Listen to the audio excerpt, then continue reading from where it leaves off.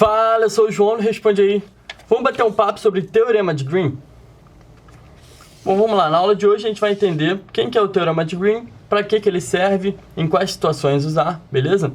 Primeira coisa muito importante é que o Teorema de Green ele vai ser usado em integrais de linha caso vetorial. Então a gente tem um campo vetorial, o termozinho dr e a curva C, beleza? Segunda coisa muito importante da utilização do Teorema de Green é que ele vai ser usado em questões de caso vetorial R2. Então a gente só vai estar pensando em duas dimensões, tá? Geralmente no plano XY. Então o campo vai estar definido para x e y e a curva vai estar no plano XY. Começando vendo um exemplo, olha só. Se a gente tivesse a curva aqui definida como x² mais y² igual a 1, então uma circunferência no sentido anti-horário. E o campo foi definido dessa forma aqui, beleza? O jeito tradicional que a gente aprendeu até agora para tentar resolver isso, a gente faria dessa forma aqui. Então a parametrização seria cosseno, seno, e o campo a gente teria que substituir a parametrização e ia ficar dessa forma. Percebe o seguinte, esse campo ele já ficou bem complicado, né? Aquele e elevado a x ao quadrado dá uma dificultada e e elevado a y ao quadrado também dificulta. Cosseno ao quadrado, isso aqui é muito difícil de resolver, tá? Se a gente fosse tentar integrar isso, ia dar um trabalho absurdo, talvez a gente nem conseguisse. Então o que a gente vai descobrir aqui? Que o Teorema de Green ele serve para esses casos. Casos em que a nossa integral de linha ela é muito difícil. E a gente vai transformar essa integral de linha numa integral dupla, tá? Fica calmo, não se assusta. O teorema ele vai ser mais fácil na prática. O que a gente precisa ver de importante aqui? A gente tem uma integral de linha, vamos destrinchar rapidinho, de uma curva C fechada, por isso que tem essa bolinha aqui. F1 e F2 vem lá do campo, então o campo ele é descrito como F1 e F2, então isso aqui não se assuste com essa nomenclatura. É igual a uma integral dupla de uma região D, que a gente já vai descobrir quem é, as derivadas de F2 em relação a x, F1 em relação a y, dx dy, beleza? De forma geral, a gente tem que transformar a integral de linha complicada numa integral dupla simples, e é para isso que serve o Teorema de Green. Sempre que você se deparar com uma integral de linha complicada, cogite utilizar o Teorema de Green, se estiver no plano XY, claro, beleza? Vamos lá então, como é que a integral de linha complicada fica uma integral dupla simples? Justamente porque a dificuldade era o nosso campo, que era esse cara aqui. E agora a gente vai derivar F2 em relação a x e F1 em relação a y, e a gente vai ver que vai ficar muito mais simples. Quer ver? Olha só. A gente vai derivar em relação a x. Quem que é F2? É esse carinha aqui, se lembra? F ele é descrito como F1, F2. 2x menos e elevado a y ao quadrado. Isso aqui, percebe que derivando esse cara aqui, como ele está todo descrito em y, quando a gente derivar em relação a x, ele some. Então a derivada de 2x fica igual a 2. Beleza, e agora para F1? A gente vai fazer a mesma coisa, só que derivando em relação a y. F1 é y menos e elevado a x ao quadrado. A mesma coisa vai acontecer aqui, a gente vai sumir com esse cara. E esse resultado é igual a 1. Só que lá na integral do Teorema de Green, a gente tinha que fazer a subtração dessas duas derivadas. Não tem problema. 2 menos 1, então 2 menos 1 fica igual a 1. Beleza? Então esse é o cara que vai estar dentro da integral dupla.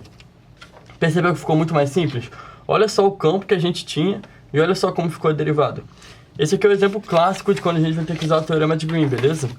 E agora, como é que a gente faz? O Teorema de Green, então, ele diz isso aqui pra gente. Isso aqui veio lá do teorema, beleza? Que dizia que a integral de linha que a gente tinha que calcular era igual à integral dupla da região D. Então, o resultado dessas derivadas ficou igual a 1. Então, a nossa integral dupla ficou esse carinha aqui. Beleza, mas quem que é essa tal região D? Não entendi ainda. Vamos lá. A nossa curva C ela é uma circunferência de raio 1, beleza? Então, essa circunferênciazinha aqui de raio 1. Percebe que ela está orientada no sentido anti-horário. Então, a região D vai ser a região de dentro dessa curva.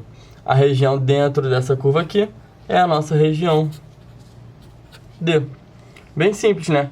Por isso que a nossa curva tem que ser fechada, tá? Essa que é a grande importância da curva ser fechada, justamente para ela delimitar uma região D. Beleza, e agora como é que a gente faz? Agora, ao invés de resolver aquela integral de linha bizarra, é só a gente resolver essa integral dupla simples aqui. Integral dupla de 1 nada mais é do que a área de D. Só que quem que é D? É um círculo, né, de raio 1.